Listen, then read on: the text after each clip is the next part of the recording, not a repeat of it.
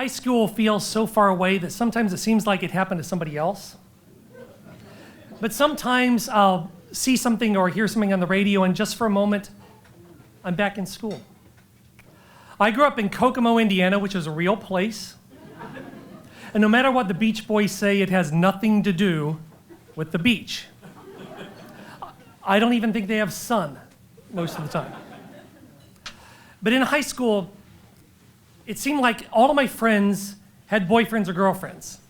And my high school career was pretty much an endless litany of unrequited Dan Fogelberg tunes on vinyl before it became hip.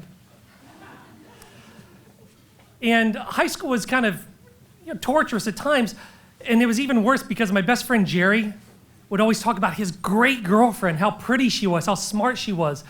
And I had to listen to that all the time. And I couldn't wait for high school to be over. So eventually, high school finished, and I went off to Ball State University, which is another real place. And I was optimistic because we called it Ball U, and I was hoping. But my freshman year, really nothing happened like that. The following summer, I came back to Kokomo, and like a lot of people, I met somebody at work, which was really cool. In the most romantic of places, Burger King. I know the feeling. And Stacy was just absolutely beautiful. She was almost a dead ringer for Zooey Deschanel. And this was about 20 years before anybody realized that Zooey Deschanel was beautiful. And she made brown and orange and yellow polyester look great. I tried to be with Stacy as much as I could and try to make her laugh whenever I could because I thought she was beautiful and I hoped that she thought I was funny. One day we're working in the drive-thru together and I'm trying to be cool. I'm nervously hanging on to a ketchup packet, and eventually I won and the ketchup packet lost, and it splattered my face, my uniform, and the wall behind me. And I said, "I've been hit." And Stacy laughed. And before I could think of it, I said, "You want to go out?" And before Stacy could think of it, she said, "Sure." And that entire summer was just amazing. We'd go out all the time. I'd play Dan Fogelberg songs on my guitar, and we'd go for long drives. I'd listen to Dan Fogelberg on 8-track tape. And it was really hard to go back to college in the fall. So every weekend that I could, I would come home back to Kokomo. And that winter, when I was home for Christmas break, one night Stacy and I were sitting by the fire, and before I could think of it, I said, "Want to get married?" And before Stacy could think of it, she said, "Sure." So over the next year, we planned when we'd get married. And it was going to be the month after I graduated, a couple years after that. And at first, that worked great. But over time, Stacy made it clear that she wanted to get married now. And I didn't really see Burger King as a way of supporting both of us.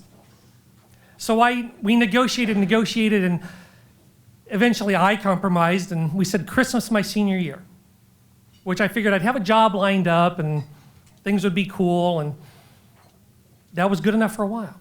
But the following summer, that wasn't good enough. And we started to grow further apart. We started to argue, we started to fight, and one day Stacy said, "I can't do this." And she gave me back my ring. 3 weeks later, Stacy was engaged to somebody else. I went back to college, and 3 months later, she was married. She got married to Jerry. Now, a lot of people might have handled this in a mature way and in a wholesome way, in a way that showed common sense, but I handled it by dropping out of college and running away from home to join the Army, to put as much distance between Stacy and me as I possibly could. And even though it was kind of a stupid decision, it actually was a smart decision because I got into good shape, I got a little bit more focused, I had no time to think about Stacy.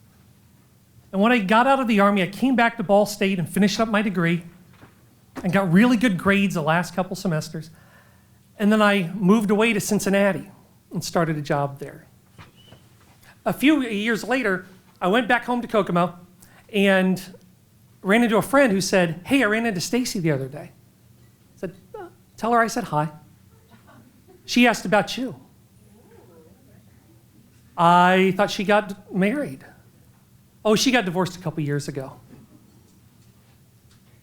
So I went back to Cincinnati and all I could think about was Stacy. And this was before we had phones where you could text somebody and say, you up and LOL. So I sent her a card in the mail, and all I said on the card was, want to go out? And I got a card about 2 weeks later that said, sure. So I drove the 3 hours back to Kokomo, and I rang her doorbell, and I had no idea what to think. It had been 7 years. And as soon as she opened the door, have you ever had that dream where you're falling and falling and falling and you can't wake up? That's exactly what it felt like. I was head over heels, and as soon as she hugged me, she smelled the same, she looked the same, and 7 years disappeared like that. And it was an amazing time. I was head over heels with her. We had an amazing, passionate time, and 3 weeks later, we started to argue. We started to fight. She said, I can't do this. And she dumped my ass. Again. And I drove the 3 hours back to Cincinnati, crying the whole way, angrily listening to Dan Fogelberg's greatest hits on cassette. And when I got out of the car in Cincinnati, I'd pretty much cried myself out and got out of the car and stood there and said, hold on, Baba Louie, I'm not the one with the problem. But I realized I was. No matter how much I thought we could get back together, the distance between us was too great. And it's been 30 years now, but every so often, I'll smell a certain perfume. I'll hear a Dan Fogelberg song on Spotify. Or I'll drive past a Burger King. And just for a moment, I'm back in school. Thank you.